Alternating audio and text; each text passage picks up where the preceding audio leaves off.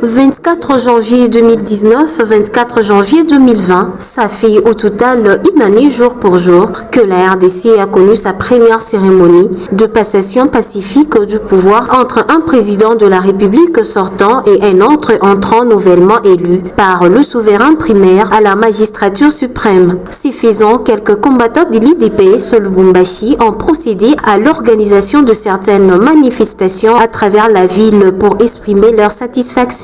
Pour sa part, la société civile dans le Haut-Katanga qualifie les bilans de ses premiers anniversaires aux affaires de Félix Tshisekedi de mitigés, bien qu'il y en a eu certaines avancées significatives. Un certain 24 janvier, comme aujourd'hui, comme vous êtes en train de le dire, c'était pour la première fois que la République démocratique du Congo aura connu une première alternance au sommet de l'État.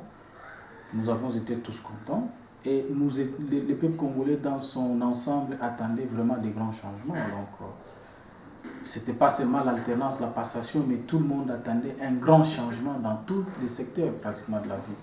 Ce que nous avons constaté comme avancée, jusque-là, c'est la décrispation politique. Le président public a dit, il a promis, nous avons vu la liberté de tous les opposants d'opinion politique aussi et de quelques membres de la société civile qui étaient dans des cachots là. Et vous verrez qu'il y a des chaînes de télévision et radio qui à l'époque ne pouvaient pas émettre. Aujourd'hui, ces chaînes de radio et télévision sont en train d'émettre. Également, on a constaté que le président public a tapé beaucoup plus du poing sur la table sur la situation de l'Est.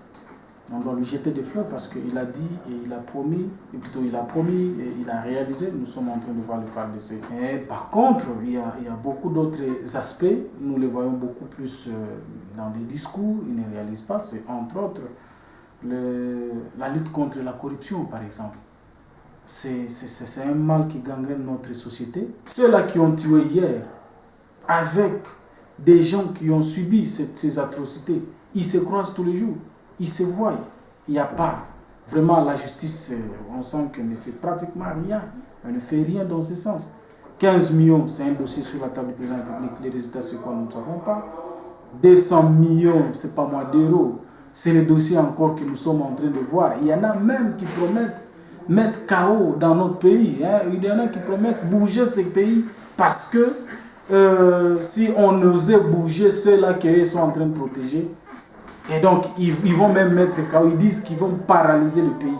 Un individu qui dit ça. Donc on sent qu'il y a de l'impunité et cette impunité-là fait en sorte que notre justice ne fait pas bien son travail.